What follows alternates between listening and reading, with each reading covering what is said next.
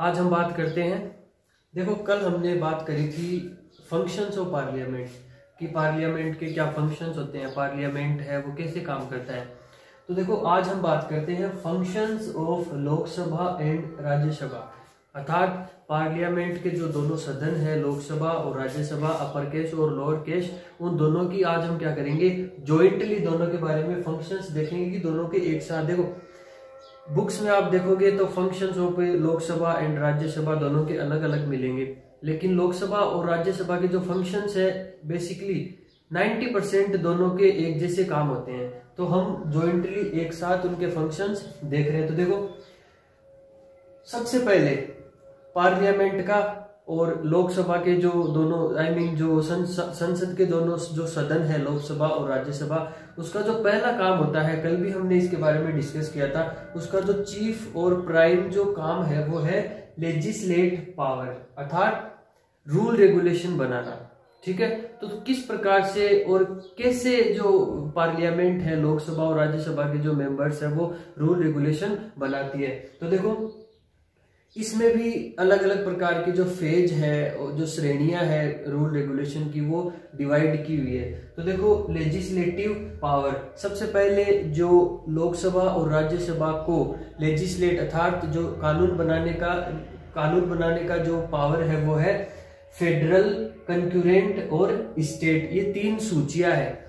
ठीक है, इनके ऊपर कानून बनाने का जो पूरा अधिकार है वो सिर्फ लोकसभा और राज्यसभा को ही है। तो देखो, लेजिस्लेट पावर, इसका मतलब है कि संपूर्ण देश में या भारत देश में किसी भी प्रकार का कोई भी कानून बनाना हो और संसद से उस कानून को पारित करना हो, तो उसके लिए लोकसभा और राज्यसभा के मेजॉरिटी मेंबर्स, 2/3 लोगों की, 2/3 मेंबर्स की बहुमत के साथ में यदि वो कानून पारित होता है तो उसी कानून को एग्जीक्यूटिव के द्वारा इंप्लीमेंट किया जाता है। उसके बाद में है लोकसभा और राज्यसभा की सेकंड जो फंक्शंस है वो है फिनेंशियल पावर। कल हमने डिस्कस किया था कि पार्लियामेंट के अंदर एक पावर है फिनेंशियल, और हमने ये भी देखा था कि जो एक्टिविटीज होती है या जो फॉलोइंग जो आने वाला जो ईयर है उसकी जो कंडीशन है या इकोनॉमिकल फैक्टर है, वो किस प्रकार से कौन से डिपार्टमेंट पे कितना इन्वेस्ट करना है, ये पूरा का पूरा जो सिस्टम है ये राज्यसभा और लोकसभा में पहले उसका बिल बनता है, बजट बनने के बाद में ये पारित होता है और पारित होने के बाद में ये एक्ट बनता है। तो देखो, लोकसभा और राज्यसभा का दूसरा काम है फिनेंशियल पावर, अर्थात बजट बनाना। ठीक है, कि हर साल राज्यसभा और ये जो लोकसभा और राज्यसभा क्या करती है, बजट बनाती है। ठीक है, और उस बजट को क्या करती है, सबसे पहले वो जो बजट है वो लोकसभा में पारित किया जाता है, और बजट लोकसभा में पारित करने के बाद में परामर्श के लिए राज्यसभा के पास भेजा जाता है। और राज्यसभा क्या कर सकती है, एक फिक्स टाइम के लिए राज्यसभा उस बने हुए बजट को अपने पास कुछ फिक्स समय के लिए रोक सकती है, और उसके बाद में वो थोड़े दिन बाद में राज्यसभा को, लोकसभा को वो बजट वापस भेजना पड़ता है, और उसके बाद में लास्ट में राष्ट्रपति की अनुमति से वो जो बजट है वो पारित हो जाता है। तीसरा पावर है power to control the executive. Lok Sabha और राज्यसभा का जो मेन जो पावर है वो है एग्जीक्यूटिव, मतलब एग्जीक्यूटिव को ऐसे रोल अदा करना। एग्जीक्यूटिव, जैसे हमने कल देखा था कि जो मिनिस्टर्स होते हैं, जैसे हमने देखा था कि पार्लियामेंट के जो लोकसभा के सदस्य होते हैं उनमें से ही किस मेंबर्स को क्या किया जाता है, मिनिस्टर्स बनाया जाता है, उनको मिनिस्टर्स अपॉइंट किया जाता है। जैसे कैबिनेट मिनिस्टर हो गए, स्टेट मिनिस्टर हो गए, डिप्टी मिनिस्टर्स हो गए, तो उनके अंदर कामों का, विभागों का बंटवारा कर देना। उसके बाद में जो फंक्शन है वो है कॉन्स्टिट्यूशनल अमेंडमेंट। हमने देखा है या बहुत बार सुना है कि भारत का संविधान लचीला संविधान है, और इसमें समय समय पर अमेंडमेंट किए जा सकते हैं, सुधार किए जा सकते हैं, या कोई भी एक्ट उसमें जोड़ा जा सकता है, या किसी भी एक्ट को, सेशन को उससे हटाया जा सकता है। तो देखो, कॉन्स्टिट्यूशनल अमेंडमेंट का मतलब क्या है, यदि भारत के संविधान में कुछ भी सूची या कोई भी सेशन वगैरह या कोई भी आर्टिकल ऐड करना है या किसी आर्टिकल में सुधार करना है तो लोकसभा और राज्यसभा के 2/3 मेंबर से यदि मेजोरिटी से वो पारित होता है तो ही हम संविधान में क्या कर सकते हैं, सुधार या बढ़ाना या घटाना कर सकते हैं। अदरवाइज लोकसभा और राज्यसभा के जो मेंबर्स हैं उनके अलावा संविधान में संशोधन नहीं किया जा सकता। उसके बाद में है role of an electoral college. हमने देखा था कि हम क्या करते हैं, अपने रिप्रेजेंटेटिव्स को चुनते हैं, अर्थात हम पार्टिसिपेट करते हैं एमपीज के एमएलएज के इलेक्शन में। जैसे ही हम एमपीज और एमएलएज को क्या कर देते हैं, इलेक्ट कर देते हैं, उसके बाद में जो एमएलएज होते हैं या जो एमपीज होते हैं, जो लोकसभा और राज्यसभा के जो मेंबर्स होते हैं, उनकी जिम्मेदारी होती है क्या करने की, एज ए इलेक्टोरल कॉलेज। मतलब उनके अंदर ये पावर होती है कि उनको राष्ट्रपति और वाइस प्रेसिडेंट अर्थात प्रेसिडेंट, वाइस प्रेसिडेंट, राष्ट्रपति और उपराष्ट्रपति इलेक्ट करने की उनमें पावर होती है। इसलिए लोकसभा और राज्यसभा को role of an electoral college भी कहा जाता है। उसके बाद में कुछ ऐसे और भी पावर दिए हुए होते हैं लोकसभा और राज्यसभा को। तो देखो उसके बाद में देखते हैं मिससेलेनियस पावर की एक्स्ट्रा और अदर पावर क्या दिए हुए हैं। तो देखो इलेक्शन ऑफ प्रेसिडेंट, हमने पहले बात कर ली थी इसके बारे में कि प्रेसिडेंट के इलेक्शन में लोकसभा और राज्यसभा के सदस्य भाग लेते हैं। उसके अलावा स्टेट से जितने भी एमएलएज इलेक्ट होते हैं, जितने भी विधानसभा के जो काउंसिल ऑफ मिनिस्टर इलेक्ट होते हैं, वो भी विधानसभा के सदस्य भी प्रेसिडेंट को लोकसभा और राज्यसभा के साथ में क्या करते हैं, वोटिंग डालते हैं। और हमने बात करी थी कि प्रेसिडेंट का और वाइस प्रेसिडेंट का जो इलेक्शन होता है वो होता है सिंगल ट्रांसफरेबल वोटिंग सिस्टम के द्वारा। उसके बाद में लोकसभा और राज्यसभा का और क्या फंक्शन है। उसके बाद में हमने देखा था कि प्रेसिडेंट और वाइस प्रेसिडेंट जब इनको पार्लियामेंट में अर्थात लोकसभा और राज्यसभा के द्वारा इलेक्ट कर लिया गया तो क्या इन दोनों को अपनी पोस्ट से वापस डिपोजिशन किया जा सकता है, डिपोज किया जा सकता है? जी बिल्कुल। इन दोनों को इम्पीचमेंट लाके, प्रेसिडेंट और वाइस प्रेसिडेंट को इम्पीचमेंट प्रस्ताव लाके 2/3 बहुमत से पार्लियामेंट में इनको अपने पद से हटाया जा सकता है। और इनके अलावा सुप्रीम कोर्ट और हाई कोर्ट के जो जजेस होते हैं उन पे भी इम्पीचमेंट प्रस्ताव लाके उनको भी अपने समय से पहले ही हटाया जा सकता है। और एक बार रिवाइज कर लेते हैं, देख लेते हैं कि कल हमने बताया था कि लोकसभा, राज्यसभा और प्रेसिडेंट और वाइस प्रेसिडेंट का टेन्योर, कार्यकाल कितना होता है। तो याद रखना, राज्यसभा का जो टेन्योर होता है, कार्यकाल होता है, वो होता है 6 इयर्स, 6 साल। और बाकी लोकसभा का और प्रेसिडेंट और वाइस प्रेसिडेंट का जो ईयर्स, जो टेन्योर होता है, कार्यकाल होता है, वो होता है 5 साल का। अब उसके बाद में देखते हैं इमरजेंसी।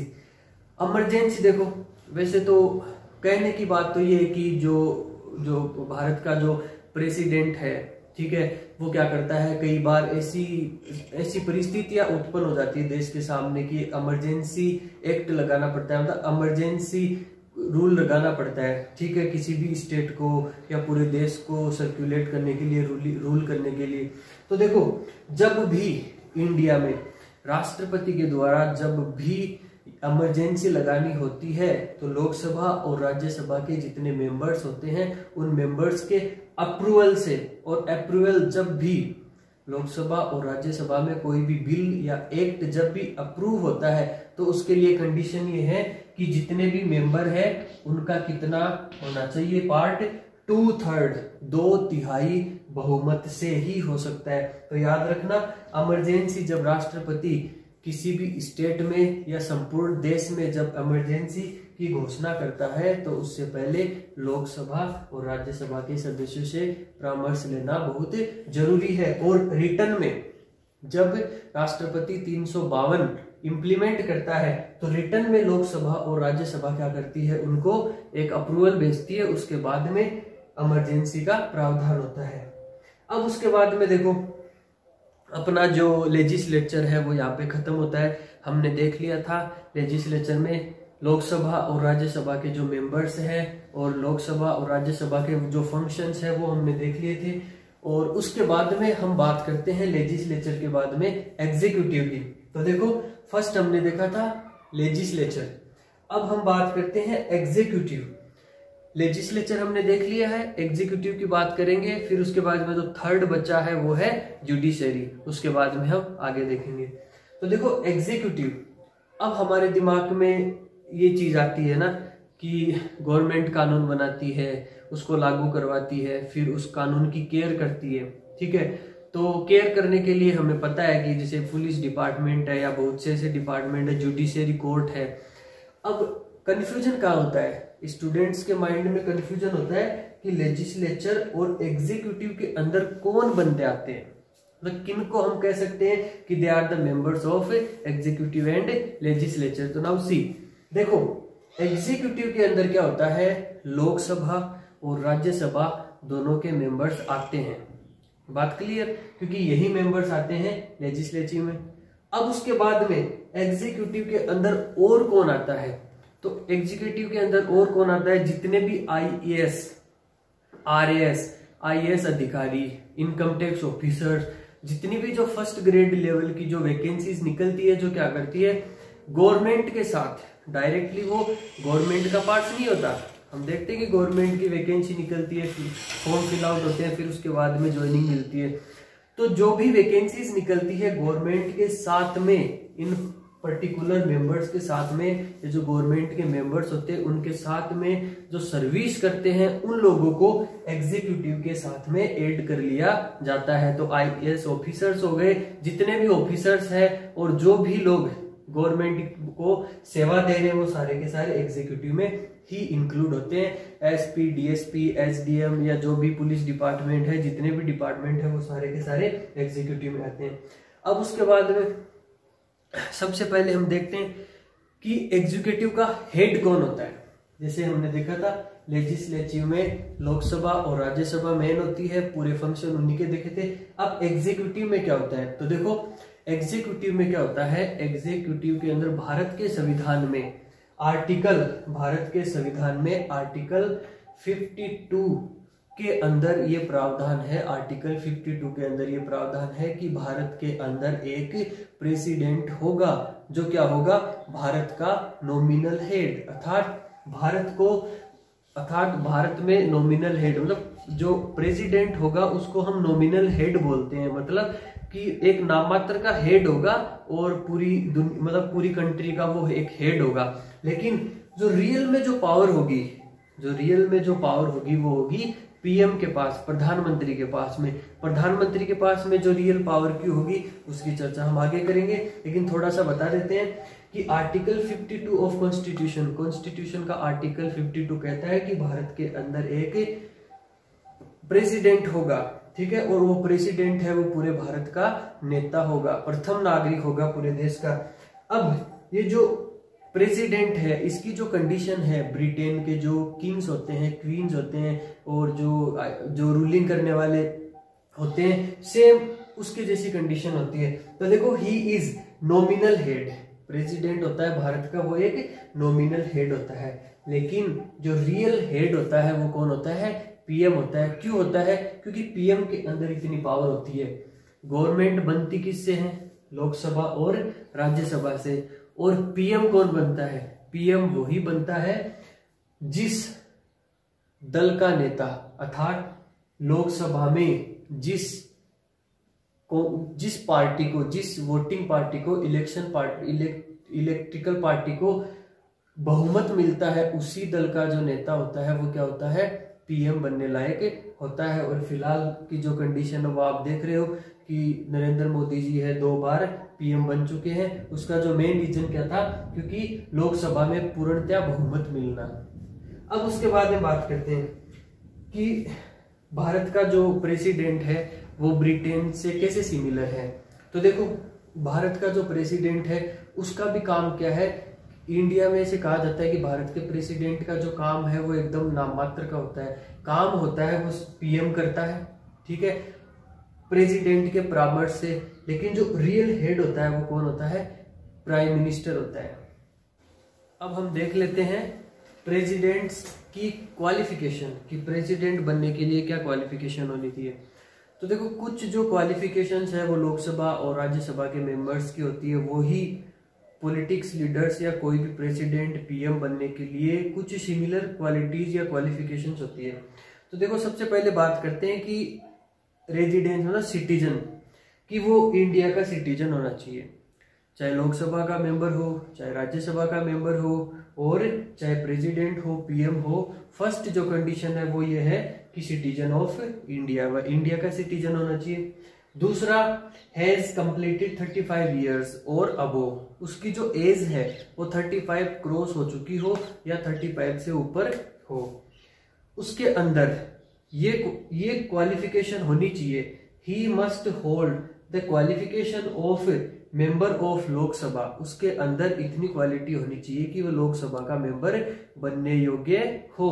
और राज्यसभा के और वाइस प्रेसिडेंट के लिए क्या होता है? वाइस प्रेसिडेंट के अंदर क्वालिफिकेशन होनी चाहिए कि he can be able to become member of Rajya Sabha.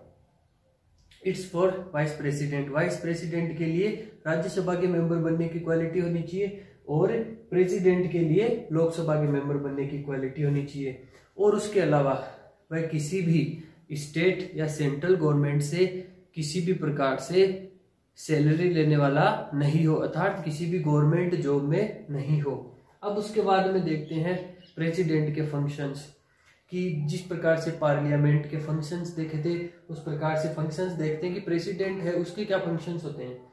तो देखो, फंक्शंस ऑफ प्रेसिडेंट का पहला जो फंक्शंस, जिसको जनरल पावर एंड राइट्स बोलते हैं, मतलब प्रेसिडेंट के कुछ जनरल फंक्शंस होते हैं। प्रेसिडेंट देश का एक नेता या प्रथम नागरिक होने के नाते उसको कुछ जनरल और राइट्स मिले हैं। तो देखो, सबसे पहले देखते हैं एग्जीक्यूटिव एंड एडमिनिस्ट्रेटिव पावर, कि वह एग्जीक्यूटिव का हेड होता है, अर्थात इंडियन यूनियन एग्जीक्यूटिव का हेड होता है। एडमिनिस्ट्रेटिव पावर होती है, वो क्या करता है, उसके अंदर एडमिनिस्ट्रेटिव पावर होती है। वह प्रधानमंत्री की, जब भी एमपीज के इलेक्शन हो जाते हैं और पीएम इलेक्ट हो जाता है, उसके बाद में पीएम से, प्रधानमंत्री से परामर्श करके क्या करता है, जो मिनिस्टर्स होते हैं उनका क्या करता है, अपॉइंटमेंट करता है। किसके परामर्श से? प्रधानमंत्री के परामर्श से। जो प्रेसिडेंट है वो क्या करता है, मिनिस्टर ऑफ काउंसिल की क्या करता है, नियुक्ति करता है, अर्थात उनको अपॉइंट करता है। उसके बाद में अपॉइंटमेंट एंड डिसमिसल।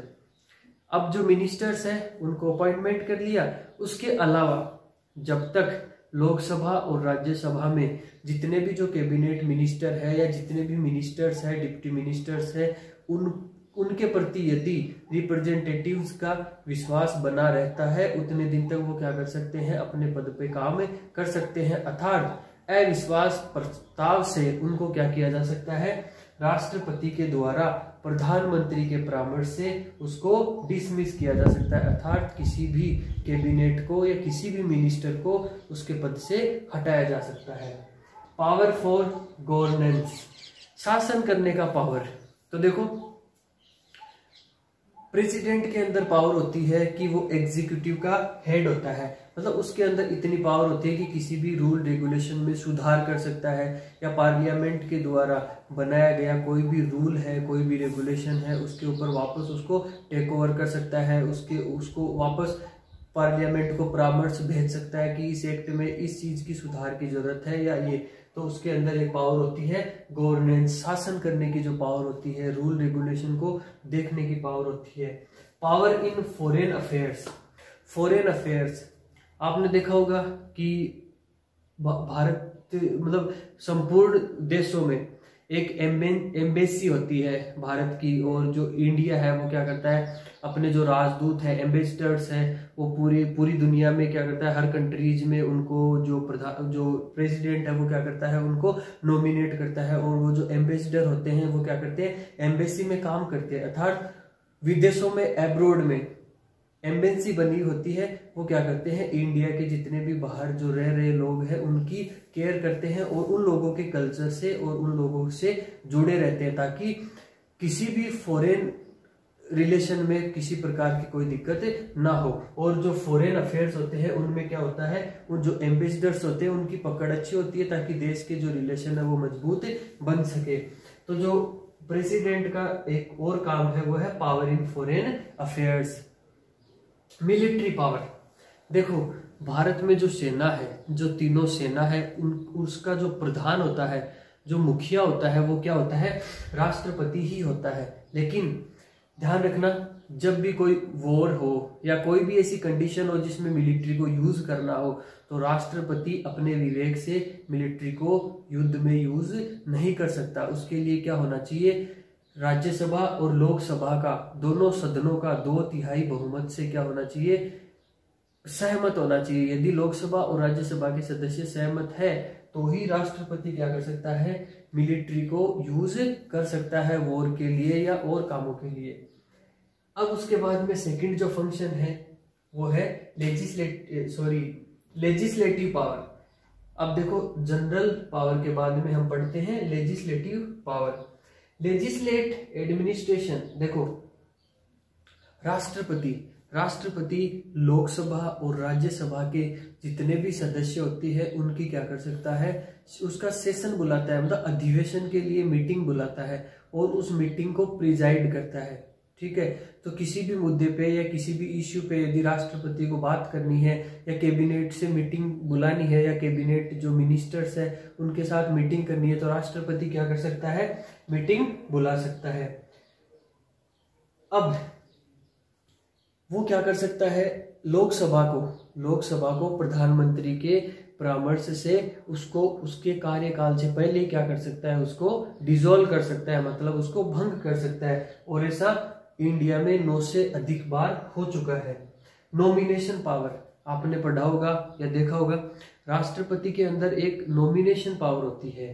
पार्लियामेंट के दोनों सदनों के अंदर सदस्यों को क्या करता है, नॉमिनेट करता है। हमने देखा था पार्लियामेंट के जब मेंबर्स की हम जब बात कर रहे थे, जब पार्लियामेंट्स के मेंबर पढ़ रहे थे, तब हमने देखा था कि पार्लियामेंट में लोकसभा के सदस्यों में से 2 जो सदस्य होते हैं वो क्या होता है, राष्ट्रपति उनको नॉमिनेट करता है। और वो कौन होते हैं, एंग्लो इंडियन। और राज्यसभा में कितने सदस्य देखे थे, 12, जो 12 सदस्य होते हैं उनको क्या करता है, राष्ट्रपति नॉमिनेट करता है। ये जो राज्यसभा में सदस्य होते हैं ये एंग्लो इंडियन नहीं होते, ये literature, science, sports, film industry के अपने एक्सपर्टीज होते हैं। उसके बाद में बात करते हैं use of veto power on bill. जो बजट बिल होता है, जो मनी बिल होता है, प्रेसिडेंट क्या करता है, जितना जो भी बजट पार्लियामेंट के दोनों सदनों से पारित होने के बाद में राष्ट्रपति के पास अनुमति के लिए आता है। यदि राष्ट्रपति को, प्रेसिडेंट को उन दोनों उस जो पारित हो गए बिल में यदि कुछ सुधार करना है या कुछ सजेशन देना है, तो राष्ट्रपति क्या कर सकता है, उस अपने परामर्श को या अपने सजेशन को दोनों सदनों में भेज सकता है। लेकिन यदि दोनों सदन चाहे तो उसमें सुधार कर सकते हैं और यदि नहीं चाहे तो दोनों सदन उसको जो बजट को क्या कर सकते हैं, अपनी इच्छा से पारित कर सकते हैं। फिनेंशियल पावर अब देखो फिनेंशियल पावर क्या होता है।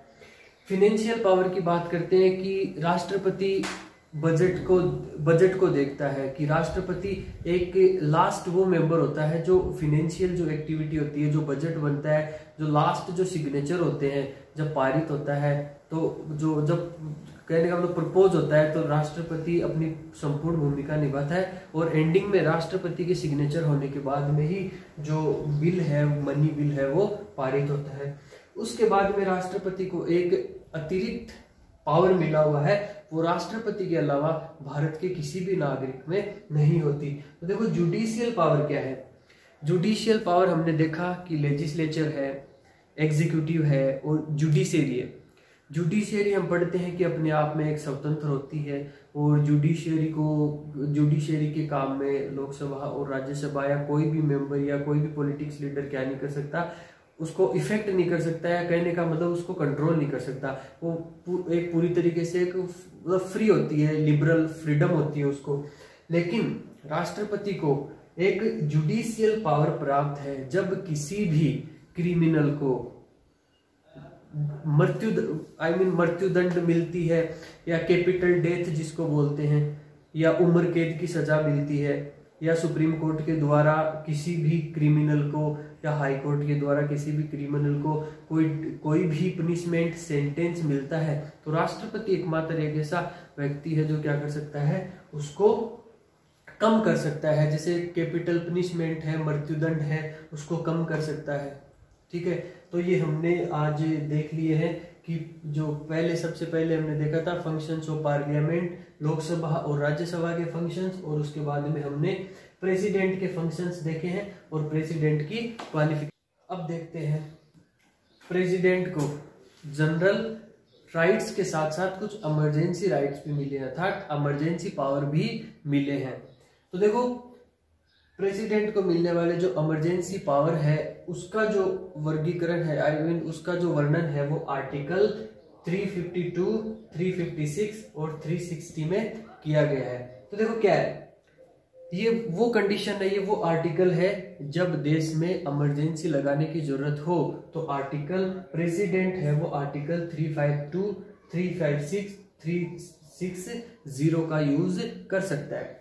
तो देखो सबसे पहले देखते हैं आर्टिकल 352 क्या है, आर्टिकल 352 क्या है।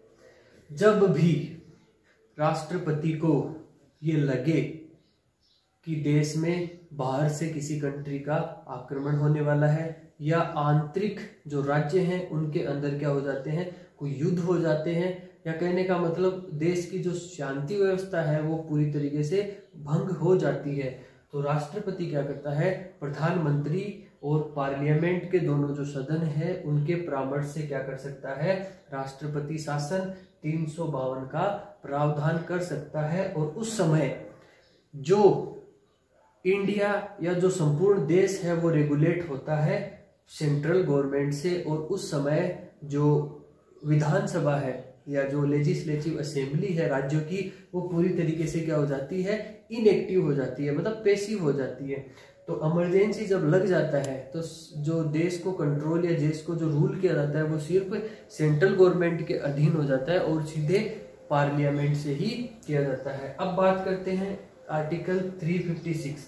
आर्टिकल 356 कब यूज किया जाता है, तो देखो आर्टिकल 56 आर्टिकल कब यूज करेंगे 356, जब देश में ऐसा संकट आ गया कि किसी भी स्टेट में इलेक्शन के टाइम पे या इलेक्शन के बाद में उसकी पर्टिकुलर स्टेट की गवर्नमेंट बनने में समर्थता नहीं है, अर्थात गवर्नमेंट को संपूर्ण तरीके से नहीं बनाया जा सकता, किसी दल को बहुमत नहीं मिलना, या दलों के अंदर या जो पॉलिटिक्स पार्टीज है उनके अंदर गठबंधन की सरकार बनना लेकिन वो सक्सेस नहीं होना, या उस मतलब स्टेट के जो सेशन को नहीं चला पाना। और जब स्टेट को ये लगे कि अब असमर्थता है, फिलहाल में हमने देखा था कि महाराष्ट्र में ऐसी कंडीशन हो गई थी, फिर उसके बाद में सरकार ने गठबंधन करके उद्धव जी ठाकरे को क्या बनाया था, वहां का सीएम बनाया था। तो कांग्रेस और जो शिवसेना थी दोनों ने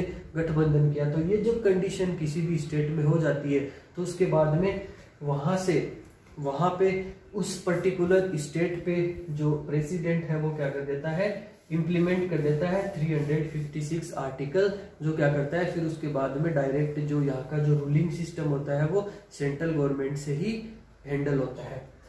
उसके बाद में बात करते हैं लास्ट में 360 आर्टिकल 360।